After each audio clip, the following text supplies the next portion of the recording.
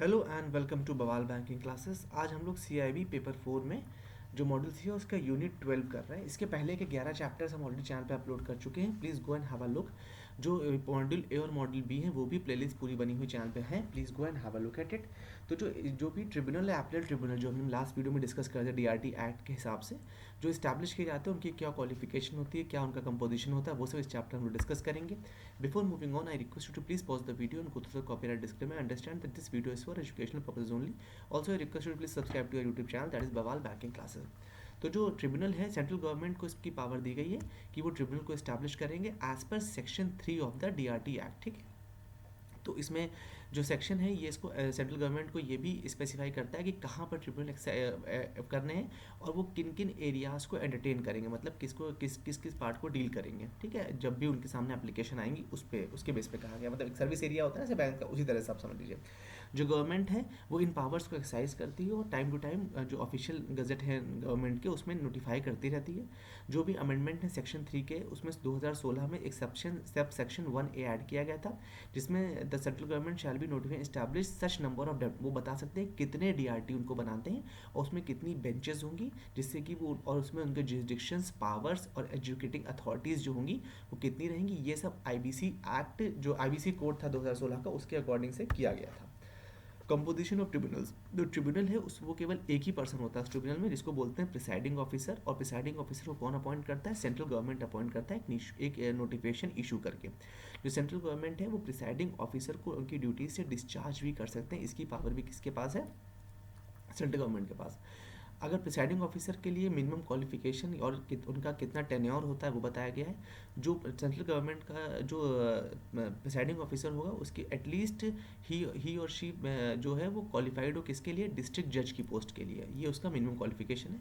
जो टर्म है इनका 5 साल का रखा गया है। साथ ही साथ ये भी कहा गया है कि ये रीअपॉइंट भी हो सकते हैं। ठीक है, 5 साल का टेन्योर होता है और या फिर जब तक ये 65 साल के नहीं होते, जो चीज़ पहले आ जाए। ठीक है, मैक्सिमम 65 ईयर्स ऑफ एज या फिर 5 ईयर्स।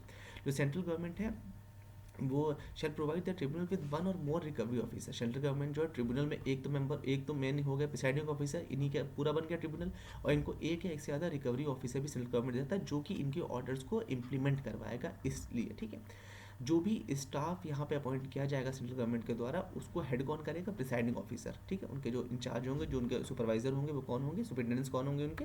Presiding officer. क्या कंपोजिशन रहेगा एपीलेट ट्रिब्यूनल का वो बताया गया है। जो सेंट्रल गवर्नमेंट है उसके पास ये पावर भी है कि वो मोर देन वन भी एपीलेट ट्रिब्यूनल्स बना सकते हैं डीआरटी एक्ट के अंतर्गत, जिनमें उनकी जुरिसडिक्शंस, उनकी पावर और एजुकेटिंग अथॉरिटी उसमें डिफाइन रहेगी। जो सेंट्रल गवर्नमेंट है उसके पास किस स्पेसिफिक एरिया में कहाँ पर बनाना है ये भी वो डिसाइड कर सकते हैं। जो एपीलेट ट्रिब्यूनल है उसमें एक से ज़्यादा लोग उसमें सिर्फ एक ही व्यक्ति चेयरपर्सन रहेगा और उसका अपॉइंटमेंट कौन करेगा? सेंट्रल गवर्नमेंट करेगा।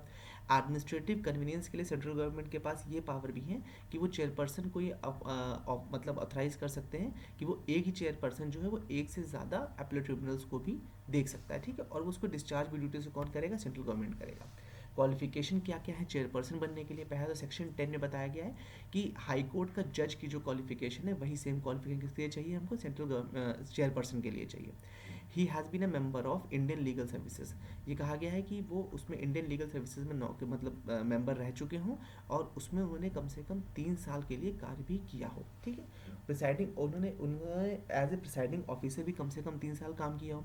जो चेयरपर्सन है वो एपीलेट ट्रिब्यूनल का जो भी बनेगा उसके लिए भी कहा गया है कम से कम 5 साल का एक टर्म उन्होंने इसमें अटेन किया हो, या फिर 70 ईयर्स की एज, जो भी पहले आ जाए। ठीक है, एज ए चेयरपर्सन वो या तो 5 साल तक काम कर सकते हैं या फिर 70 ईयर्स। जैसे कि हमने ट्रिब्यूनल के पढ़ा था 65 साल या 5 साल, इसमें 70 साल या 5 साल ऐसे है इसमें। ठीक है, जो भी ऑर्डर्स ट्रिब्यूनल या एपीलेट ट्रिब्यूनल पास करेंगे उनकी फाइनलिटी के लिए उनके लिए बताया गया कि no order of the central government appointing any person as the presiding officer of the tribunal chairperson of the shall be called in question in any manner. मतलब सेंट्रल गवर्नमेंट जो इसमें ऑर्डर पास कर देगा अपने presiding officer के लिए या chairperson के लिए, उसको क्वेश्चन नहीं किया जाता।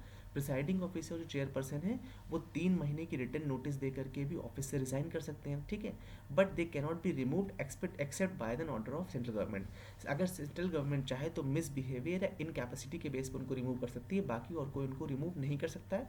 वो स्वयं हटना चाहेंगे तो 3 महीने की नोटिस दे करके रिजाइन कर सकते हैं और उनके प्रति जो भी ऑर्डर्स होंगे वो उनको कोई क्वेश्चन नहीं कर सकता है सेंट्रल गवर्नमेंट के अलावा। ठीक है, with this we have come to end. I hope you like this session. In case of any doubt please feel free to ask in the comment section. Thank you so so much for your valuable time.